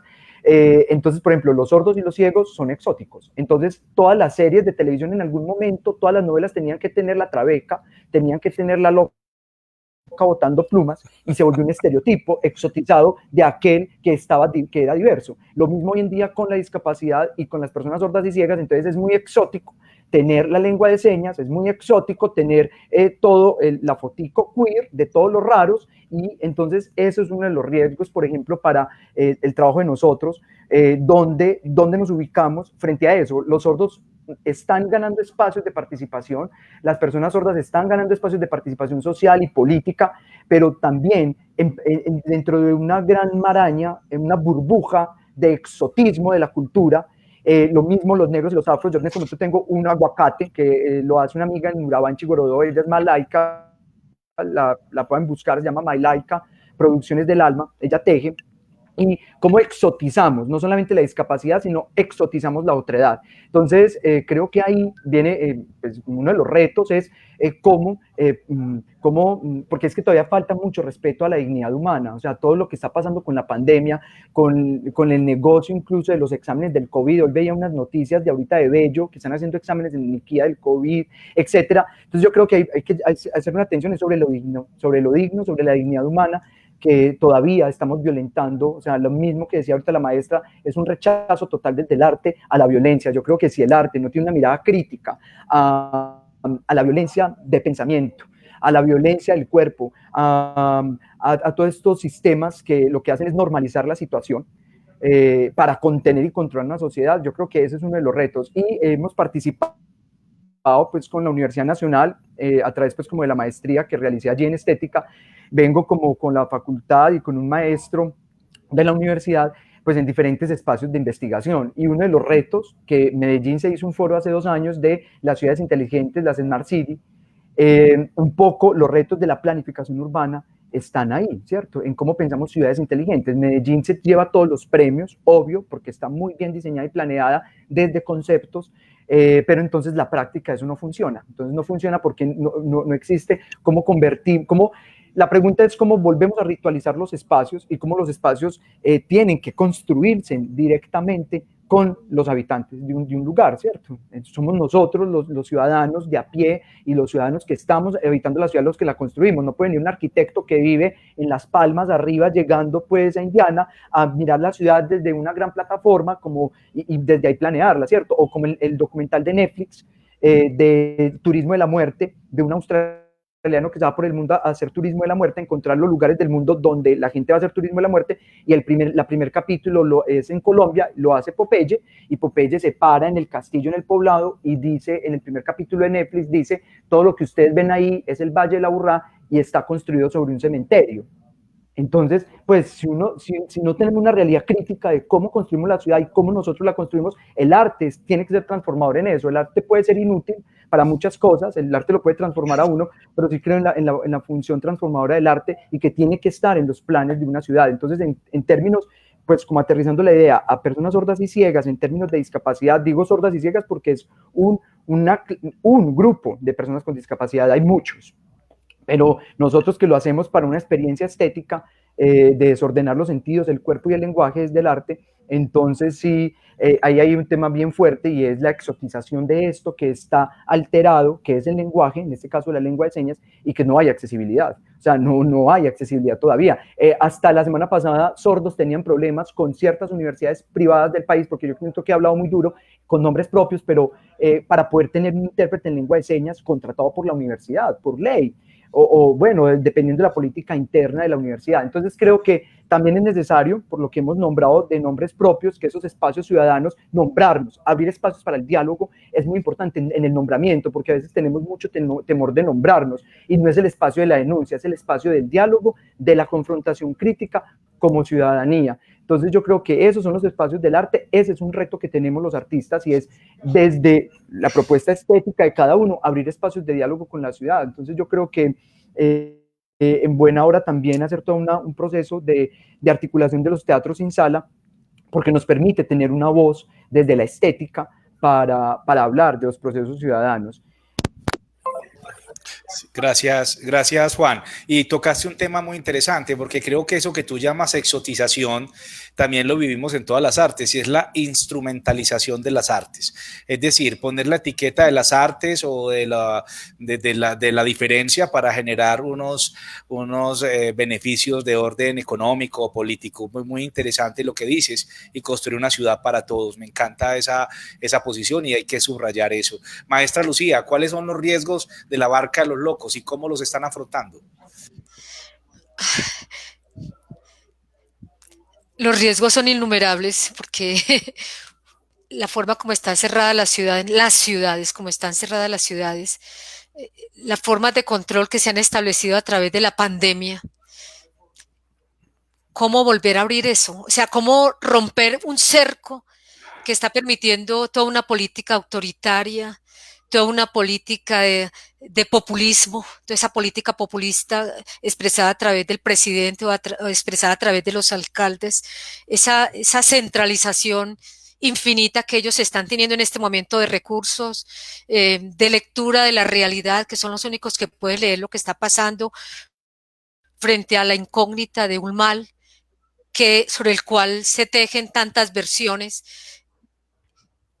Entonces, para nosotros es todavía mucho más difícil porque uno piensa en el espacio abierto siempre.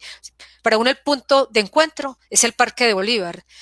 No nos negamos a ningún espacio y de hecho la barca siempre está buscando rotar y siempre encontramos a alguien que nos lleva a tal o cual lugar y como nosotros no precisamos de escenario, no tenemos muchos requerimientos porque trabajamos básicamente con el cuerpo, entonces vamos a estar dispuestos siempre a estarnos moviendo, a tener siempre una dinámica y una rotación, que es lo que ha permitido pues que sigamos vivos porque de otra manera nunca hemos pensado en convocatorias. Para nosotros la parte de convertir el teatro en empresa o institucionalizarnos o convertirnos en funcionarios o participar en concursos, para uno es muy difícil porque la barca siempre ha sido reacia a eso de que la calificación, porque es que vamos al teatro de una manera tan espontánea y no va con otro sentimiento, va con otro pensamiento que para uno es imposible, a mí me mandan los formatos, yo comienzo a leer esos formatos y yo no puedo, yo tengo que cerrar inmediatamente el formato porque siento que no me ajusto a esos formatos y ni quiero pertenecer a esos formatos. Cuando empezaron las salas abiertas después del teatro universitario, que hubo algunas salas independientes, Bernardo siempre fue el pensamiento de que si algo lo estatizaba a uno era tener un espacio fijo, porque ya viene la parte doméstica, ya viene el cuidado de las pertenencias y nos acercamos más al budismo zen, a no tener nada, a la nada y a la no propiedad, a la no posesión. Nada de autoritarismos, por eso a mí me colocaron ahí que yo soy directora, pero realmente Carlos Orlas y yo asumimos la barca de los locos en igualdad de condiciones como la asumió la barca desde que Bernardo la fundó. Bernardo era una llama que alumbraba, un maestro por sí mismo, como uno puede considerar a los grandes personajes que marcan historia sin establecer un derrotero. Yo me trazo este camino para llegar a este punto y que me diga el maestro. Pues él no tuvo esas pretensiones, sino que ese es innato. Entonces, si uno no admite las jerarquías, para uno es muy difícil pensar en formatos. Yo encuentro muy saludable las relaciones así de hermandad, como la estamos teniendo en este momento en el conversatorio, como podemos tenerlas y quiero tenerlas con la red de teatro independiente y de salas de teatro sin salas. Pues a mí eso me parece que es, o sea, lo que brota espontáneo, sin reglamentaciones. Somos, porque yo no soy, somos, la barca de los locos, estatutos, corporaciones, es que a mí no nos da, o sea, es nuestro pensamiento, la forma como tenemos nuestro cerebro, nuestro cuerpo no nos da para pensar en esas posibilidades. Por eso acudimos al aporte voluntario y a la autogestión, a la autonomía, y así nos hemos movido siempre, por invitaciones. La gente nos lleva, vamos a tal parte, vamos a la otra, les pagamos los pasajes, hacemos un aporte. Esa ha sido nuestra movilidad dentro y fuera de Colombia. Así nos hemos movido y esa es nuestra línea. A mí me parece muy difícil romper esa línea de otra forma, ¿no? La veo difícil, sí veo como muy complicado y como una lucha que tenemos que hacer todos, y el mundo es el mundo, ¿verdad? Somos todos los habitantes de este planeta, los que no podemos perder las libertades que habíamos conseguido con tantas luchas. O sea, es como no perder lo que ya tenemos atesorado, digo atesorado entre comillas, porque la libertad no se atesora, sino que se vive cada día. Entonces, es eso, cómo cranearnos esa lucha indefinida por volver a las libertades que hemos perdido con esta pandemia, porque estamos siendo manejados como muñequitos, o sea, a tal hora salen, a tal hora no salen, se puede hacer tal cosa, no se puede hacer la otra. La potestad que en este momento tienen los gobernantes es abrumadora y aplastadora. Pues uno tiene que hacerse un trabajo todos los días de autonomía, con el yoga, con, eh, con las lecturas, para evitar que ese mundo exterior lo contamine y lo lleve a pensar que realmente los opresores están ganando la batalla, porque es que esta es una batalla muy dura que vamos a tener que dar los libertarios, porque yo pienso que no hay líneas de tal, que se llamen de tal o cual forma, sino que hay una búsqueda de la libertad, y esa búsqueda de la libertad la tenemos que volver a reencontrar, porque en este momento estamos siendo manejados, yo me siento manejada y todos nos sentimos manejados, y el miedo, el pánico, no me acerco al otro, no toco al otro, y el teatro y no queda de contacto. Nosotros que siempre partimos con la presencia de un espectador. Yo estoy en este momento con Carlos Orlas, pero el personaje que vieron en el video no era Carlos Orlas, era un espectador que yo tomé del público en una función que hicimos en apoyo al Café Rojo. Entonces, y nosotros trabajamos descalzos, por ejemplo. ¿Cómo vamos a perder? O sea, esos puntos que para uno son centrales, el trabajo del cuerpo, de la cercanía con el otro, eso hay que ahí sí digo, reencontrarlo, hay que reencontrar. Y para mí es la principal preocupación, más que la misma económica.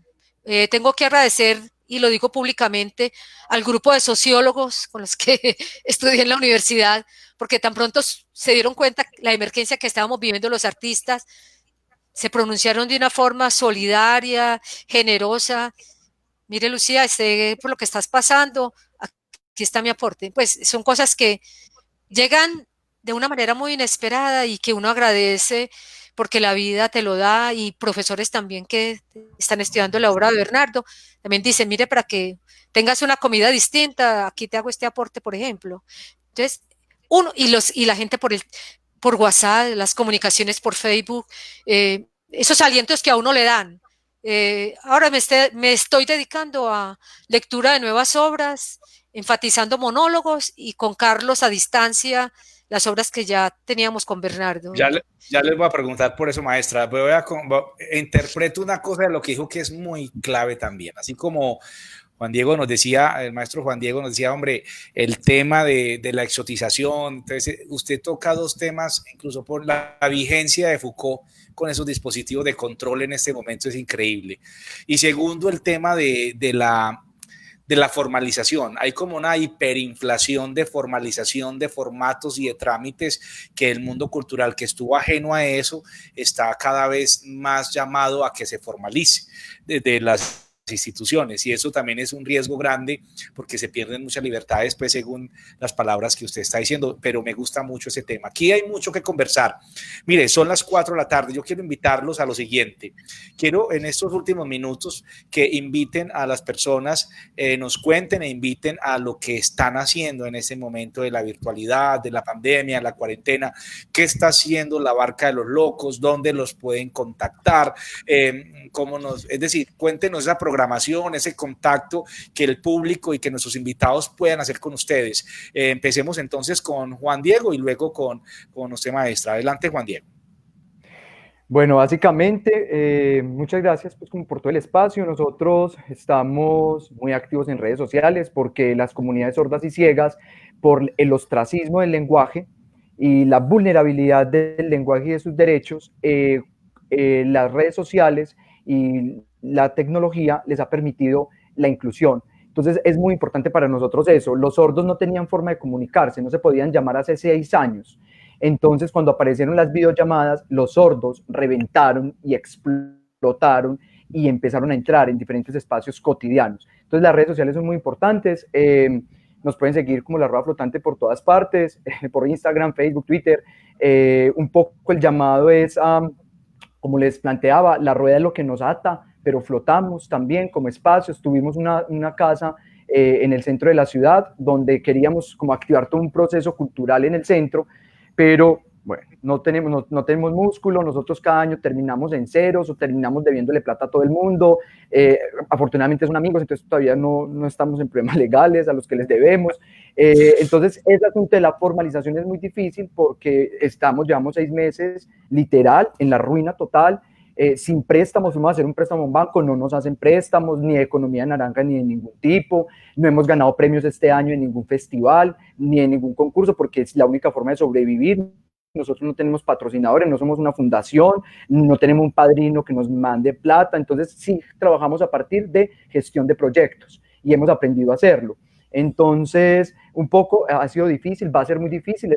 Estamos haciendo el Seminario Nacional Señales de Humo, esto hace parte del seminario, donde vamos a trabajar con 28 artistas de todo el país, desde la costa hasta el sur, desde el oriente hasta el occidente, el Chocó a Villavicencio, desde Santa Marta a Popayán, artistas de todo el país. Nos vamos a encontrar en un seminario con Mario Ángel Quintero y Bertanelli de Párpado Teatro.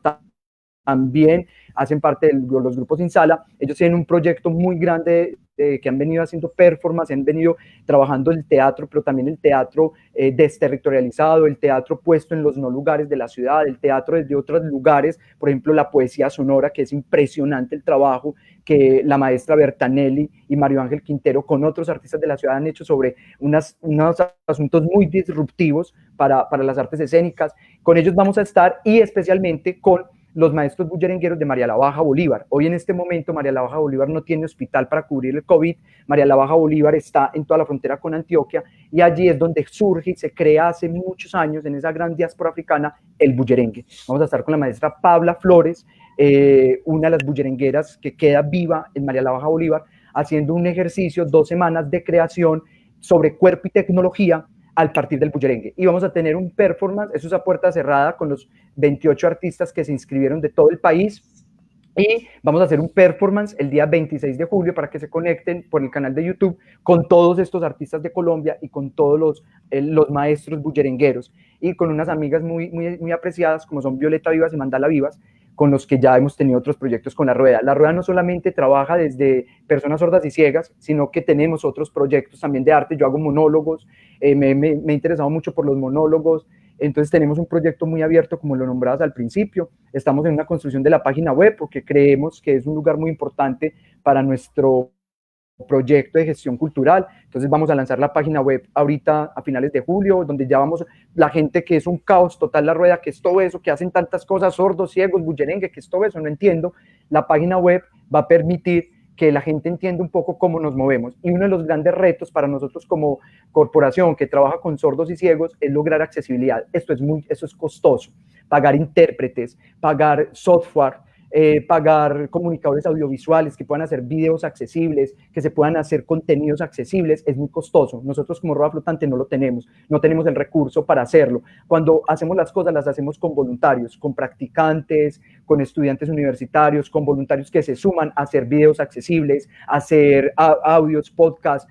¿Por qué? Porque no tenemos el recurso y es muy costoso. Los intérpretes son a veces amigos o les pagamos lo que no se les puede, pues, por muy bajo precio. Entonces, uno de los retos para nosotros es, como entidad que tiene un título grande de Corporación de Arte Sordo y Ciego, nosotros no somos completamente accesibles ni incluyentes. Es un reto como corporación poder tener una accesibilidad completa, que es un reto como sociedad que vale mucho dinero. Entonces, los invitamos a que se conecten. Nosotros también estamos, pues yo hoy con los chicos de La Rueda Flotante, ellos son sordos y ciegos que viven en todo el Valle de la Burrada y también han generado en los últimos 2 años que hemos activado como un proyecto más, digámosle, profesional, pero un proyecto más de mercado cultural.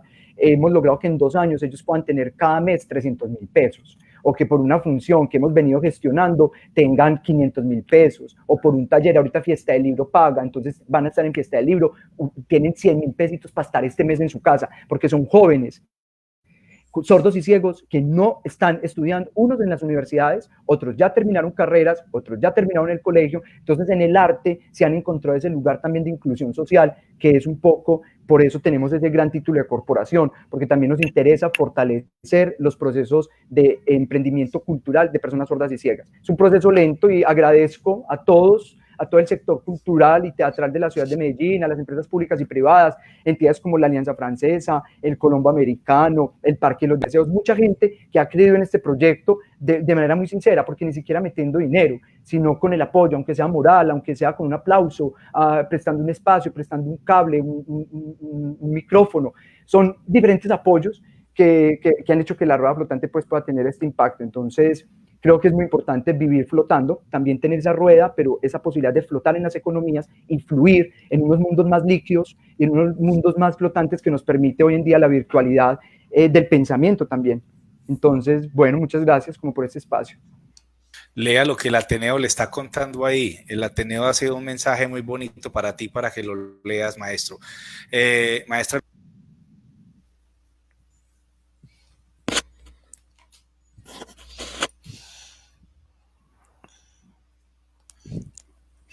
Maestra Lucía, cuéntanos ustedes qué están haciendo en este momento. Invitamos a la gente a que se conecte con ustedes. Bueno, Lucía. básicamente la Barca de los, sí, básicamente la Barca de los Locos anda empeñada en recuperar para el Parque de Bolívar 2 obras, Volver sobre más y menos, sobre Dentellada y Coreutas. O sea, pues siempre estamos pensando en el espacio y nos estamos preparando para la apertura de ese espacio del Parque de Bolívar. Pero además de eso, continúo con los monólogos, porque de todas maneras Carlos está en Girardota, yo estoy lejos de Carlos, no hay mucha forma de comunicación. Entonces, como básicamente la Barca trabaja con fundamentación en los textos y el desarrollo corporal, cada quien desde su espacio lo está haciendo. Y además de eso, tenemos mucho material en YouTube. La Barca de los Locos desde hace mucho tiempo viene registrando entrevistas, videos de las obras, manifiestos, documentales. Hay 3 documentales, están otros decires, otras reconditeces, otros decires, otras reconditeces. Están también Palabras de Fuego y el último que hicimos a la muerte de Bernardo, Fin a lo bonito. Invitamos a los amigos, a quienes nos están escuchando en este momento, para que vayan a YouTube y miren ese material que es abundante. Además, mi hermana también ha hecho un trabajo muy juicioso de las diferentes obras que hemos presentado en la ciudad o fuera de la ciudad, en los municipios y en los barrios. Hay buen contenido al respecto, sobre todo de la parte que hicimos con Bernardo, hay mucho material recogido. Ya esta última parte está Fin a lo bonito, después de la muerte de Bernardo, y los monólogos que también están en YouTube. ¿Y qué más puedo decirles? También agradezco mucho la participación que tuvo la Barra del Silencio al presentarse a la convocatoria del teatro en la calle, porque dentro de la convocatoria de ellos nosotros también tuvimos voz. Entonces fue muy agradable también ese encuentro con ellos, dar a conocer nuestra experiencia. Básicamente esa vez nos referimos fue a anécdotas de lo que nos había pasado a lo largo de estos 37 años, lo más notable. Y ya la conversación con ustedes ya tomó otro ritmo y tomó también otra dirección, y todo eso es interesante para nosotros, tanto para Juan Diego como para mí, poder comunicar qué estamos haciendo y que no vamos a parar, que continuaremos, que ahí está nuestra página, y me he propuesto también mantener una continuidad en la lectura de los manifiestos de Bernardo. Yo soy una enamorada de su obra, soy una enamorada no solamente de su teatro, sino también de su poética. Entonces tengo la posibilidad de hacer ciertas grabaciones con cierta continuidad y compartirlas en la página y en el Facebook y por WhatsApp, en el Facebook y por WhatsApp, y también las subimos a YouTube. Esto es lo que se me ocurre. Vamos a ver o sea, uno tiene que estar siempre pensando ¿qué más crear? Siempre con ese pensamiento, bueno, Muchas estemos gracias a ambos. dispuestos. Sí, gracias. A ambos les digo Lucía, les digo Juan Diego, les digo maestra, les digo maestro, pero en sí son un par de maestros. Les agradezco mucho como ciudadano ese trabajo que hacen. Es un trabajo que trae su trayectoria, que tiene un futuro enorme. Ambas propuestas acentúan esa experiencia, esa sensibilidad en su estilo y con sus herramientas. Es decir, uno ve la rueda flotante pues relacionada con la educación popular, con la antropología teatral, con la inclusión. Vemos la Barca trabajando una interpretación dinámica, Artaud, Grotowski, Genet, una necesidad de aumentar ese contacto con el actor y el público. En fin, vamos a tenerlos por muchos años, por mucho tiempo. No queda más, el tiempo se nos acabó. Preguntas, pues lo que quedó. Esto es un conversatorio que queda abierto. Muchísimas gracias a todos por participar, a los invitados que nos escribieron sus mensajes. Muchas gracias a ustedes, maestros, y a todos los productores también de este programa, muy amables. Entonces, los invito la próxima semana. Recuerden, vamos a encontrarnos a las 2:30. Vamos a hablar con estos grupos especiales. La próxima semana seguimos con el tema de Teatro Sin Sala y vamos a estar con, recuerdo por acá, Knockout con Viviana Zuluaga y con Tacita de Plata con Natalia Ramírez. Excelente reunión también la próxima semana. Muchísimas gracias. Y que el arte siempre vive. El arte pasa todas las crisis. Nos seguimos viendo. Hasta pronto. Muchas gracias.